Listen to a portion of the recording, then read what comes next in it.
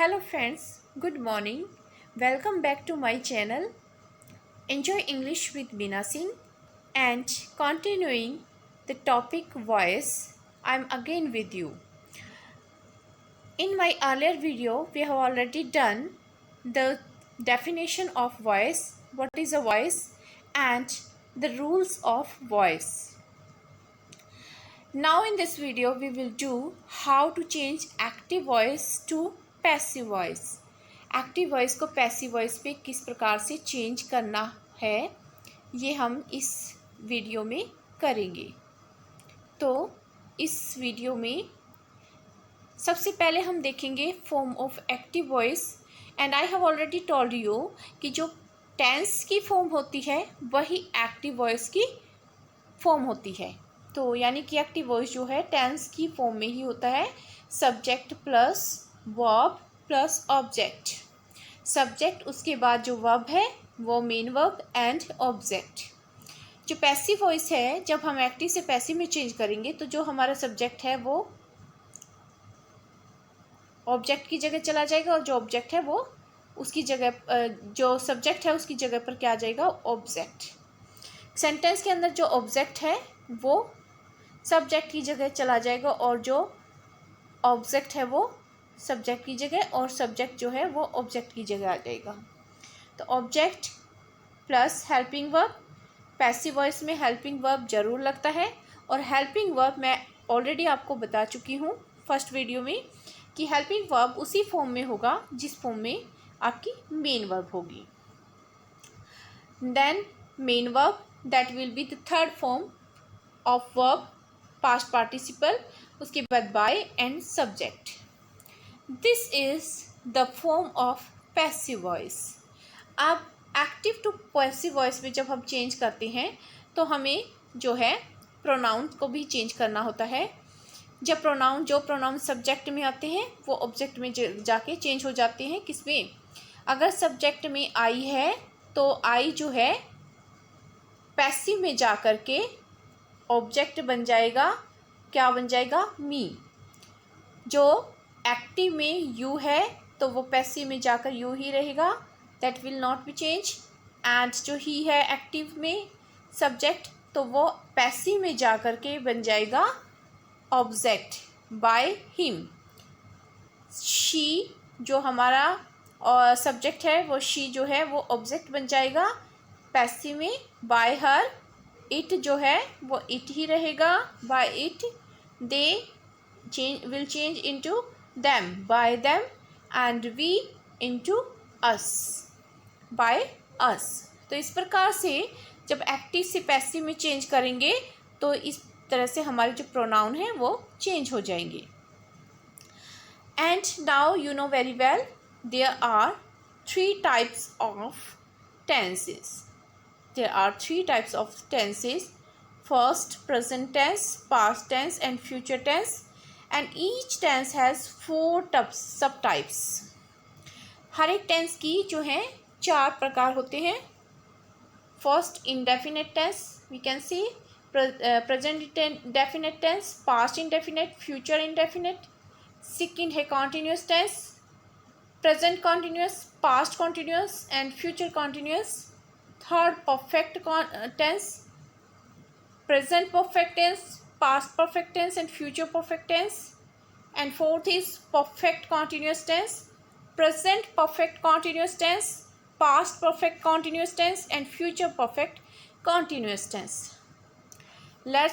we start the first type of present tense, first subtype of present tense, present indefinite tense। the form of present indefinite tense will be in active voice subject, verb की first form और fifth form और object. जो verb की first form है वो plural के साथ आएगी। अगर सब्जेक्ट जो है सब्जेक्ट प्लूरल है तो वर्ब की फर्स्ट फॉर्म आएगी। अगर सब्जेक्ट सिंगुलर है तो वर्ब की फिफ्थ फॉर्म आएगी। फिफ्थ फॉर्म जो होती है हमारी फर्स्ट फॉर्म के साथ जब हम एस या ई एस लगा देते हैं अकॉर्डिंग टू नंबर तो वो हमारी वर्ब की फिफ्थ फॉर्म होती है। तो एक्टिव वॉइस में, प्रेजेंट इंडेफिनिट में, एक्टिव वॉइस में सब्जेक्ट के साथ फर्स्ट फॉर्म या फिफ्थ फॉर्म आएगी according to the subject. If the subject is plural, then we will put first form. If the subject is singular, we will put verb की fifth form. ये हम already tense में कर चुके हैं, present indefinite tense. अब इसी की जो हम इसको एक्टिव टू पैसिव में चेंज करेंगे, पैसिव वॉइस. पैसिव वॉइस में जब हम इसको चेंज करेंगे तो ये जो सब्जेक्ट है, जो ऑब्जेक्ट है वो फर्स्ट आएगा सब्जेक्ट की जगह. Object is are am according to the object. जो हेल्पिंग वर्ब होगी वो इज आर एम होंगी, क्योंकि जो फर्स्ट और फिफ्थ फॉर्म है वो आती हैं हमारे इंडेफिनिट टेंस में. तो बी की भी जो फर्स्ट और फिफ्थ फॉर्म है वो कौन कौन सी होती हैं? फर्स्ट फॉर्म एम आर और फिफ्थ फॉर्म जो है इज है. तो अकॉर्डिंग टू द ऑब्जेक्ट ये पुट होंगी, प्लस वर्ब की थर्ड फॉर्म, क्योंकि पैसिव में हमेशा वर्ब की थर्ड फॉर्म आती है मेन वर्ब के रूप में. तो वर्ब की थर्ड फॉर्म आएगी बाय और subject. Let's see some examples. कुछ एग्जांपल देखते हैं हम. देखिए आई एग्जांपल जो है एक्टिव वॉइस में, I take photos. Yes, I take photos. I take photos, मैं फ़ोटो लेता हूँ. नेक्स्ट, जब हम इसको पैसिव वॉइस में चेंज करेंगे तो ऑब्जेक्ट जो है वो सब्जेक्ट की जगह आ जाएगा. फ़ोटोज़, हम फ़ोटोज़ को लेंगे. Photos is object in active voice. Passive voice में फ़ोटोज़ सब्जेक्ट के स्थान पर आ जाएगा. एंड फ़ोटो जो प्लूरल है इसलिए हम क्या लेंगे? Are helping verb. And verb की थर्ड फॉर्म होगी टेकन. टेक की थर्ड फॉर्म टेकन बाय. और आई जो है, आई ऑब्जेक्ट में क्या हो जाएगा प्रोनाउन? आई का मी, बाय मी. अब जो एक्टिव वॉइस है उसको हम जब नेगेटिव में करेंगे इसी सेंटेंस को, I do not take photos, तो नेगेटिव में पैसिव वॉइस क्या हो जाएगा? फोटोज़ आर, यहाँ पे नोट लग जाएगा आर के बाद, नॉट टेकन, वही वर्ब की थर्ड फॉर्म बाय मी. जब हम एक्टिव वॉइस को किस में करेंगे, अगर एक्टिव वॉइस में यही सेंटेंस किस में का? इंटेरोगेटिव में. तो इंटेरोगेटिव में होने से क्या होगा?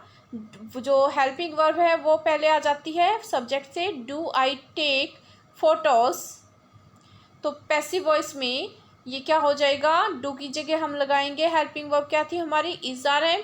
तो फोटो जो प्लूरल है तो यहाँ पे आर आएगा. Are photos taken by me. याद रहे, जहाँ पर एक्टिव में डू डज का यूज़ होता है वहाँ पर पैसिव में इज आर एम का यूज़ होता है प्रेजेंट इंडेफिनिट टेंस में. एक और एग्जांपल देखिए. अगर एक्टिव वॉइस में जो है ही टेक्स फोटोज. अब यहाँ पर क्या चेंज हुआ है? सेंटेंस सेम है बट यहाँ चेंज हुआ है क्या? पर्सन. ही के साथ क्या लगेगी? वर्ब की फिफ्थ फॉर्म. पहले जो है आई के साथ वर्ब की फर्स्ट फॉर्म थी और यहाँ पर वर्ब की फिफ्थ फॉर्म लगेगी टेक्स फोटोज. तो पैसिव में क्या आएगा? फोटोज सब्जेक्ट की जगह आ गई फोटोज. तो फोटोज प्लूरल है आर टेकन बाय. ही जो है ही का की जगह पर क्या आ जाएगा? हिम. तो photos are taken by him. Next हम टेंस करते हैं present continuous tense. Present continuous tense में देखिए रूल. एक्टिव वॉइस में subject plus is are am V fourth, verb की फोर्थ फॉर्म. वर्ब की फोर्थ फॉर्म में आपको टेंसेस में बता चुकी हूँ कि फर्स्ट फॉर्म के साथ जो हम आईएनजी लगाते हैं that will be the fourth form, जिसको हम प्रेजेंट पार्टिसिपल भी कहते हैं ऑब्जेक्ट. तो पैसिव वॉइस में चेंज होंगे तो ऑब्जेक्ट जो है वो यहाँ सब्जेक्ट की जगह आ जाएगा ऑब्जेक्ट, क्योंकि जो यहाँ पर इज आर एम है एज इट इज़ रहेंगे helping verb is are am. Fourth form, यहाँ पे फोर्थ फॉर्म यूज़ की थी हमने. हम टेंस चेंज नहीं करेंगे और ऐसा मैं रूल्स में बता चुकी हूँ कि tense will not be change in passive voice. तो वर्ब की फोर्थ फॉर्म, तो यहाँ पर हम क्या लेंगे? बी की फोर्थ फॉर्म बीइंग. तो fourth form as it is रहेगी. क्या आ जाएगी? बी की फोर्थ फॉर्म. और जो हमारी यहाँ पर यहाँ पर अकॉर्डिंग टू पैसिव क्या आएगी, वर्ब की थर्ड फॉर्म। जो यहाँ पर फोर्थ फॉर्म थी उसकी बेसिक फॉर्म को हम किस में कन्वर्ट करेंगे, थर्ड फॉर्म में, by subject.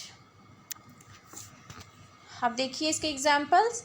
She is singing a song, तो अ सॉन्ग जो है वो यहाँ सब्जेक्ट की जगह आ जाएगा। A song is as it is रहेगा। Singing is the fourth form, तो बी की फोर्थ फॉर्म बीइंग, और सिंग की जो थर्ड फॉर्म होगी वो होगी संग। तो हमने जो थर्ड फॉर्म चेंज करनी है पैसिव में, वो यहाँ से इसी मेन फॉर्म को ही हम कन्वर्ट करेंगे किसमें, थर्ड फॉर्म में, बाय शी का क्या हो जाएगा, हर।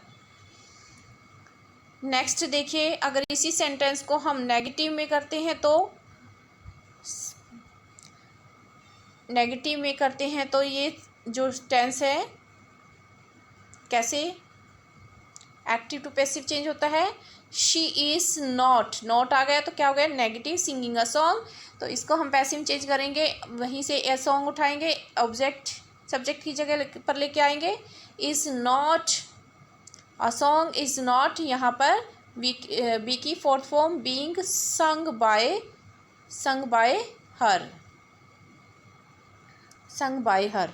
अब यहाँ पर देखिए, अगर इसी को हम इंटेरोगेटिव में लेते हैं तो हेल्पिंग वर्ब जो है हमेशा सब्जेक्ट से पहले आती है। तो इस क्या आएगा, सब्जेक्ट से पहले। Is she singing a song question mark.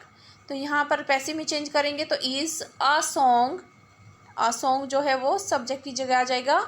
A song big, क्योंकि सिंगिंग जो है फोर्थ फॉर्म थी, मैं पहले बता चुकी हूँ। तो यहाँ बी की फोर्थ फॉर्म सिंग की जो थर्ड फॉर्म है वो क्या होगी, संग बाय हर। शी जो है वो किसमें, हर में चेंज हो जाएगा। अब इसका एक एग्जाम्पल और देखते हैं हम। एडजेक्टिव सेंटेंस इसमें देखते हैं। यू आर डिस्टर्बिंग मी, तो मुझे डिस्टर्ब कर रहे हो। इसी को हम करेंगे पैसिव में। मी जो है वो मी का जो की जगह पर क्या आएगा, आई। अगर आई का मी हो जाएगा तो मी का आई। तो आई, इसको हम ऑब्जेक्ट को उठा लेते हैं, ऑब्जेक्ट सब्जेक्ट की जगह आएगा। तो क्या हो जाएगा, आई के साथ हमेशा एम लगाते हैं। और वर्ब की बी की फोर्थ फॉर्म बीइंग, डिस्टर्ब की थर्ड फॉर्म आ जाएगी, डिस्टर्ब्ड बाय यू। तो यू का जो है वो यू ही रहेगा, as we have already done in table. तो उस टेबल को बहुत अच्छे से करना आपने कि कौन सा प्रोनाउन जो है वो किस में चेंज होता है। Next present perfect tense. Present perfect में देखिए, एक्टिव वॉइस जो है होगा फॉर्म में सब्जेक्ट, हैज़, हैव, वर्ब की थर्ड फॉर्म ऑब्जेक्ट। जो परफेक्ट टेंस का फॉर्म है वही एक्टिव वॉइस की फॉर्म होगी। अब जो है, अब इसको पैसिव चेंज करेंगे तो पैसिव वर्ब में तो सब्जेक्ट ऑब्जेक्ट की जगह सब्जेक्ट आएगा, ऑब्जेक्ट हैज़, हैव। और बी यहाँ पे थर्ड फॉर्म थी तो हमने टेंस बिल्कुल चेंज नहीं करना है। तो यहाँ भी थर्ड फॉर्म लेंगे, लेकिन किसकी, बी की थर्ड फॉर्म बीन। और यहाँ पर according to the rule of passive verb की third form as it is रहेगी, बाय और subject. Let's see some examples. He has completed his work, तो he has completed his work passive में his work। अब हम उठाएंगे object को, और याद रखें फ्रेंड्स कि जो ऑब्जेक्ट है that will be just after a verb. Verb के जस्ट आफ्टर जो भी आएगा वो क्या होगा, आपका object. His work has been, ये बीन क्या आएगा, आपकी बी की थर्ड फॉर्म, क्योंकि यहाँ पे कंप्लीटेड थर्ड फॉर्म था, हमने टेंस चेंज नहीं करना है। बीन कंप्लीटेड, क्योंकि वॉइस के अकॉर्डिंग, पैसिव वॉइस के अकॉर्डिंग वर्ब की थर्ड फॉर्म लगती है, तो वर्ब की third form completed by him, he का क्या हो जाएगा, हिम। नेक्स्ट है, अगर इसी को नेगेटिव में करेंगे, he has not completed his work, तो पैसिव में होगा हिज वर्क हैज़ नॉट। और ये कंप्लीटेड थर्ड फॉर्म थी तो बी की third form been completed by him. अब एक्टिव वॉइस में इसको अगर हम इंटेरोगेटिव में करेंगे हेल्पिंग वर्ब जो है वो सब्जेक्ट से पहले आता है। Has he completed his work question mark. तो इसको हम पैसिव में करेंगे। कैसे? पैसिव वॉइस में has his work been completed by him. Has his work been completed by him और क्वेश्चन मार्क। नेक्स्ट देखिए फ्रेंड्स, जितने भी परफेक्ट कॉन्टिन्यूअस टेंस हैं उनको हम एक्टिव टू पैसिव चेंज नहीं करते। तो ये प्रेजेंट में भी यही रहेगा, पास्ट में भी और फ्यूचर में भी। यानी कि present perfect continuous tense, past perfect continuous tense या फ्यूचर परफेक्ट कॉन्टिन्यूअस टेंस, इनमें से किसी भी टेंस में जो है परफेक्ट कॉन्टिन्यूअस टेंस जो है वो चेंज नहीं होगा एक्टिव टू पैसिव। आइए क्यों? He has been writing a novel. तो इसका जब हम पैसिव बनाएंगे क्या बनेगा? अ नॉवल, क्योंकि ये ऑब्जेक्ट है। हैज़ बीन, तो has been as it is यहाँ पे फोर्थ फॉर्म है। और क्योंकि ये पैसिव का रूल है कि हमने टेंस को चेंज नहीं करना, तो writing is the fourth form. तो according to fourth form we will put here the fourth form of being, or according to the passive we will put here third form as a main verb, written by him। तो a novel has been being written by him, क्या इसकी कोई मतलब कि perfectly speaking में इसका कोई use हुआ? क्या हम क्या बोलेंगे? यानी कि कंप्लीटली जो है ये सेंटेंस के अंदर एक कॉम्प्लेक्सिटी को पैदा कर देता है। तो जो प्रेजेंट, पास्ट और फ्यूचर परफेक्ट कॉन्टिन्यूअस टेंसेस हैं आर लेस कॉमन, वो बहुत ही कॉमन होते हैं। स्पीकिंग में इनका यूज़ नहीं किया जाता, राइटिंग में भी इनको अवॉइड किया जाता है। They increase complexity of the sentence, क्योंकि सेंटेंस में कॉम्प्लेक्सिटी को इंक्रीज करते हैं। So we never use present perfect continuous tense in from active to passive. तो ये एक्टिव टू पैसिव चेंज हम नहीं करते। तो ये तो हाँ हमारा active to passive, change of active to passive in present tense. And in our next video we will do the change of active to passive in past tense and in future tense. So stay continue.